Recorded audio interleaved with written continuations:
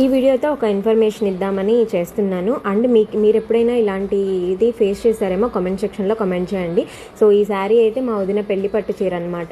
So ఇది పెళ్లి తర్వాత ఒక్కసారి కట్టుకున్నారు. డ్రై వాష్కి ఇచ్చారు. డ్రై వాష్కి ఇచ్చాక అది పనికి రాకుండా తయారైపోయింది అనమాట. శారీ వచ్చేసి శారీ మొత్తం మరకలు అంటుకుపోయాయి అండ్ చిరిగిపోయింది చీర. ఆల్మోస్ట్ 17,000 ఆ శారీ, 4,000 బ్లౌజ్ అనమాట. సో బ్లౌజ్ అయితే నెక్స్ట్ దేనికైనా యూజ్ చేసుకోవచ్చు, కానీ చీర అయితే కనీసం యూజ్ కూడా అవ్వదన్నమాట. బ్లౌజ్ కూడా అక్కడక్కడ హోల్స్ అనేది పడ్డాయి.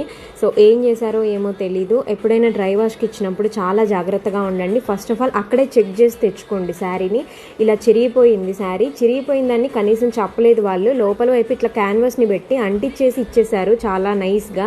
సో ఇంటికి వచ్చాక చెక్ చేసుకున్నారనమాట. చెక్ చేసుకొని వెళ్ళి అడిగితే చెప్పిన విషయం ఏంటంటే, మీరు చీప్ క్వాలిటీ శారీ కొనుక్కున్నారు, అందుకే చిరిగిపోయింది, మేమేం చేయలేదు అనేసి.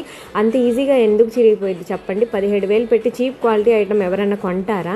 సో మీలో చాలామంది పట్టు చీరల లవర్స్ ఉంటారు కదా, వాళ్ళకైతే ఈ వీడియో షేర్ చేయండి అండ్ జాగ్రత్తగా ఉండండి ఇలాంటివి చేయించుకున్నప్పుడు.